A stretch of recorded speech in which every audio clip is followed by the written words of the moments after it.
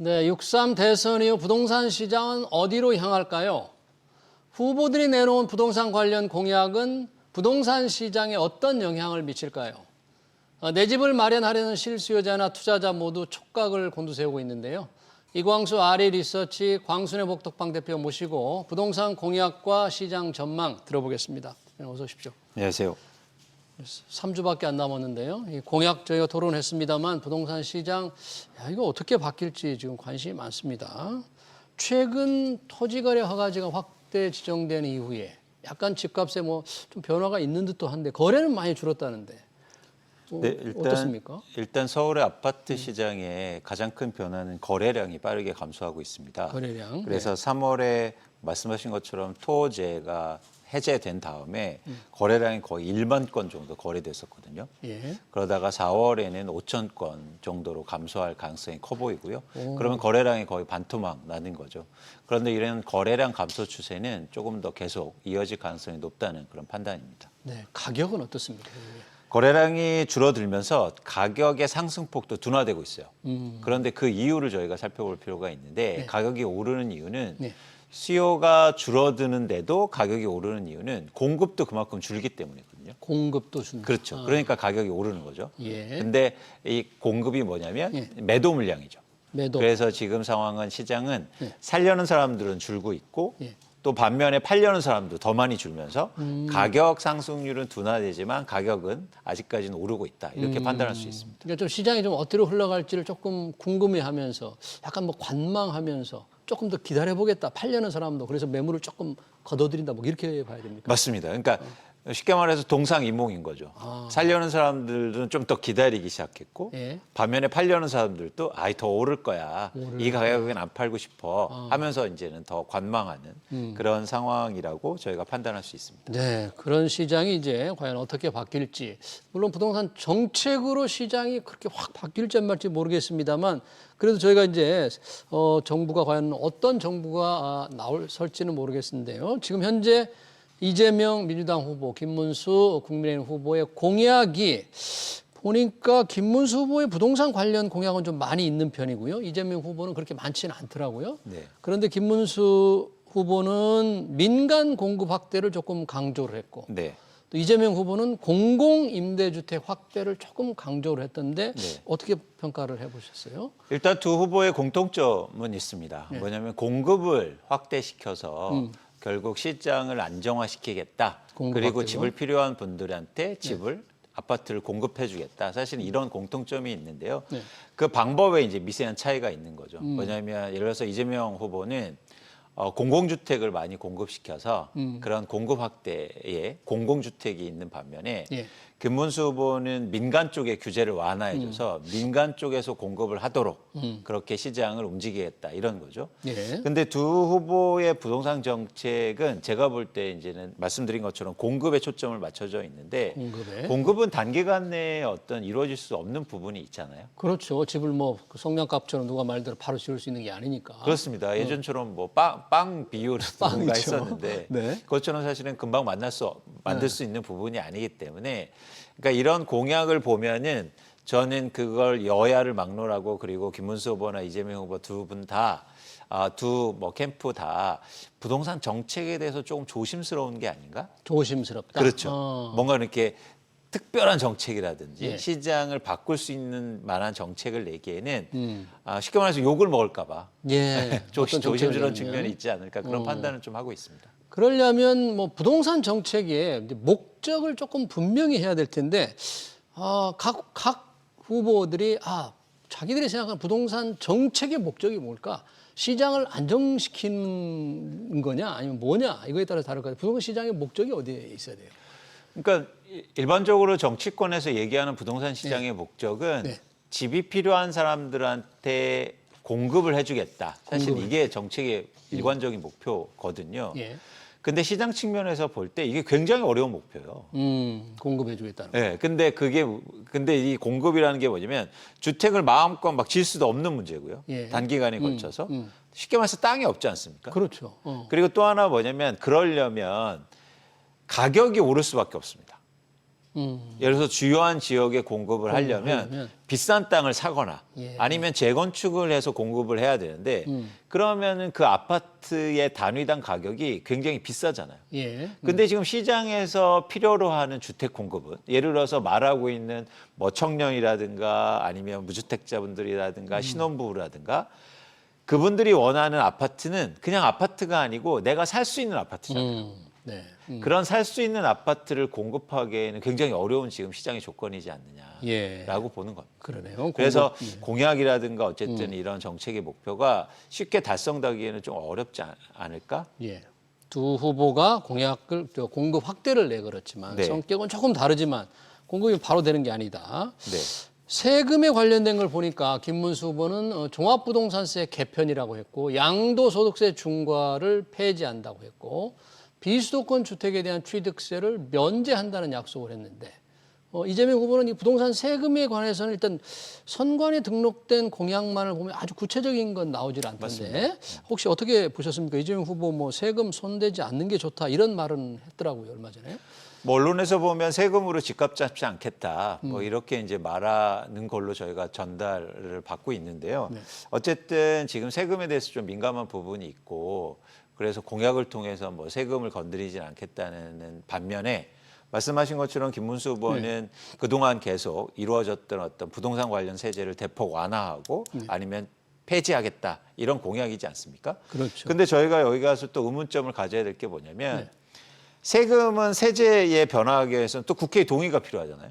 그렇습니다. 국회 그렇죠. 법을 고치려면. 근데 만약 김문수 후보가 대통령이 됐을 때 과연 국회를 설득하고 쉽게 말해서 민주당의 동의를 일으킬 수 있겠느냐가 사실은 또 의문점이라는 거죠. 그러네요. 그렇기 때문에 저는 공약을 내세울 때 할 수 있는 걸 해야죠. 그러니까 의지하는 게 아니라 그런 측면에서 좀 더 세밀한 어떤 방향성이 필요하지 않느냐 그런 판단을 좀 하고 있습니다. 네, 세제 개편, 부동산 관련 세제 개편 얘기가 들어가 있는데 과연 국회를 통과할 수 있느냐 여부, 실행 여부. 실제로 지금 윤석열 정부, 윤석열 전 대통령도 약속한 여러 가지 세제 개편, 부동산 세제 개편이 통과 안 되는 게 굉장히 많죠 지금. 그렇죠. 그리고 또 하나 말씀드리고 싶은 건 뭐냐면 부동산 시장에 뭐 우리가 이런 말을 많이 하지 않습니까? 시장에 맡겨놔라. 시장에 맡겨놔라. 네. 근데 그 시장에 맡겨놓는 말하고 굉장히 일반적으로 이제 동일시하는 게 뭐냐면 네. 예를 들어서 규제를 철폐하고 세금을 뭐 낮춰주고 네. 사실은 저는 이게 시장에 맡겨놓는 정책은 아니라고 봐요. 그런 요구는 상당히 많은데요. 규제 그렇죠. 철폐, 세금 그러니까 완화. 시장이라는 건 뭐냐면 불확실성을 먼저 없애주는 게 가장 중요하고 그래야 시장이 작동하거든요. 예. 그런 측면에서는 오히려 세제라든가 아니면 이런 뭐 세금이라든가 마찬가지로 규제는 일관성을 가져야 되는 게 중요합니다. 일관성을 가지는 게 그렇죠. 중요하다. 네. 근데 정권이 바뀌거나 정부가 바꾼다고 해서 갑자기 뭐 예를 들어서 다주택자 중과했다가 다주택자 또 중과 안 하고 이러면 안 하는 것도 시장을 역행하는 거라는 거죠. 네, 그렇군요. 네. 그런 차원에서는 시장의 불확실성을 이렇게 계속 야기하지 않고 또 하나 뭐냐면 정책의 일관성을 갖는 게 되게 중요하다. 일관성. 그런 측면에서는 뭐 중과하고 뭐 또 세금을 없애주고 사실 둘 다 문제다라고 전 보고 있습니다. 그러니까 현재의 제도나 세제가 그대로 유지되는 것도 뭔가 이게 집을 사려거나 팔려고 하는 사람들의 이제 예측 가능성을 훨씬 높여주기 때문에 이게 좋은 그렇습니다. 거죠. 그것도 그렇습니다. 그대로 놔두는 맞습니다. 거. 네. 부동산 정책 이제 목표에 관해서 얘기할 때 간혹 얘기하는 분들이 있어요. 아까 이제 규제 철폐 뭐 중간 완화하면서 다주택자들 조금 규제를 더 풀어서 이런 분들한테 집을 조금 투자 수요를 충분히 인정해 주는 게 시장을 안정시키는 거냐 아니면 더 다주택자를 규제를 강화하는 게 시장을 안정시키는 거냐 논란이 좀 있을 수 있을 텐데 이 부분은 어떻게 보세요? 저는 이것도 같은 관점이라고 보고 있는데 일관성을 일단 가져야죠. 일관성. 예. 근데 저희가 좀 근본적인 고민을 좀 해볼 필요가 있는 게 뭐냐면 예. 어쨌든 다주택자는 투자나 투기 목적의 수요란 말이죠. 그렇죠. 네. 그런데 우리가 부동산 시장이 굉장히 어려운 게 투자도 가능하지만 사용해야만 하는 자산이기 때문이에요. 부동산이라는 건 그렇습니다. 필수 자산이죠. 필수 재화고. 근데 이 필수 재화를 누군가 투기하고 투자하니까 사실 이렇게 뭐 예를 들어서 서민들한테든가 무주택자분들이 되게 힘든 거거든요. 그래서 정책은 어쨌든 투자나 투기 수요를 억제하는 방향성인 게 맞습니다. 근데 여기서 논란인 게 이런 거죠. 네. 뭐냐면 최근에 이제 논란인 게 다주택자를 규제하니까 네. 시장에 다주택자가 준다. 준다. 그러니까 오히려 전세 가격이 오른다. 이런 얘기를 하고 있거든요. 다주택자가 주로 전세를 많이 대주는 임대인의 역할을 했는데 네. 그런 분이 주니까 네. 임대 물건이 줄어서 전세 가격이 오른다 이런 거예요. 네. 네. 그런데 근데 굉장히 이건 단편적인 접근이죠. 오. 무슨 얘기냐면 다주택자가 집을 안 사서 네. 집값이 떨어지면 그러면 누가 집을 살까요? 집이 없는 사람이 무주택자가 살겠다. 사죠. 그럼 임대차 시장에 공급도 없어지지만 예. 수요도 줄잖아요. 임대차 집을 사게 되니까. 그쵸. 네. 이 얘기를 안 하고 있어요. 지금 대한민국의 부동산을 얘기하시는 분들, 특히 다주택자 문제를 얘기하시는 분들이 산수 문제거든요, 이거. 네. 그렇잖아요. 그러니까 예를 들어서 다주택자가 없다고 그래서 임대할 물건이 없어져서 전세 가격이 오른다는 얘기를 해요. 아니죠. 예를 들어서 다주택자가 줄어서 집값이 안정되면 무주택자가 그 집을 살 거 아닙니까? 그럼 임대차 시장에 임대 수요가 줄 거잖아요. 그러면 당연히 전세 가격이 안정이 될 거죠. 수 있다. 그러니까 다주택자를 규제하는 게 반드시 전월세 가격을 올리는 요인은 아니다.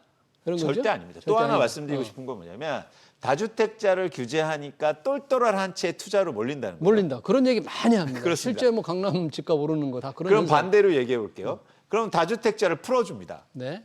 그럼 예를 들어서 강북구의 집값이 폭등할 건데 그건 좋은 겁니까? 다주택자들이 곳곳에 또 집을 사면 그 그렇습니다. 집값이 오른다. 그렇죠. 네. 그러니까 저희가 이 다주택자 문제는 원칙론으로 접근해서 자, 어떻게 네. 부동산은 필수 재화니까 네. 사실은 과도한 투자나 투기 소비를 억제하는 게 맞습니다. 정책은 맞다. 그쵸. 과도한 게. 그런데 이제는 그런 일시적인 변동성이나 이런 것들을 어떻게 잘 흡수하느냐가 시장에서 중요한 거지. 네. 그렇게 막 예를 들어서 다주택자 규제하니까 전세 물건 줄어요. 오히려 세입자나 임차인들한테 힘든 과정에 이건 아니다. 네. 잘못 지금 알고 있다라는 네. 말씀을 드리는 겁니다. 그러니까 적절하게 다주택자를 적절하게 규제한다는 것, 시장의 생태계를 파괴하지 않으면서 적절하게 규제한다는 그 자체가 너무 어렵기 때문에 정책이 늘 과잉이 되거나 과소화돼서 시장이 더 충격을 주곤 했던 건 아닐까요? 맞습니다. 그래서 정책을 잘 만들어야죠. 저희가 세금 내고 월급 주는 이유가 뭡니까? 공무원들한테. 어려운 일 하라고 하는 거잖아요. 예. 근데 어려워서 그거는 저희가 용서해 드릴게요. 라는 아니지 않습니까? 예. 그렇기 때문에 어려운 일이기 때문에 열심히 해라, 잘 해라. 그렇게 저희가 주문해야지 예. 어려운 일이니까 하지 마라고 하는 건 아니라는 거죠. 다주택자를 적절하게 규제해서 누군가는 자기 집을 조금 더 많이 가질 수 있는 사회. 그게 사실은 자기 맞습니다. 집을 그렇죠. 자가 점유를. 네. 그렇죠. 그러니까 자기 집에 사는 비율, 예. 스스로 거주하는 사람들의 비율, 그리고 주택 수를 늘리는 게 대한민국에서는 굉장히 중요해요. 네. 예를 들어서 서울의 아파트 중에서 예. 무려 52%는 주택을 보유하고 있는데 그 집에 거주하지 않습니다. 가지고 있는데 투자로 네, 갖고 있다는 투자로. 거예요. 그러니까 무슨 얘기냐면 엄청나게 많은 사람들이 투자로 사고 파니까 예. 이렇게 변동성이 커진 거라고요. 그런데 예를 들어서 내가 내 집에 스스로 거주하고 있다면 네. 집값이 많이 떨어지거나 많이 오른다고 해서 그 집을 팔거나 이러지 않지 않습니까? 그러면 그 거주 자가 점유율인데 자기 산 집에서 자기가 사는 비율을 좀 높였으면 좋겠는데 그게 좀 쉽지 않았기 때문에 아까 서울 같은 경우는 뭐 50%가 안 됐던 거잖아요.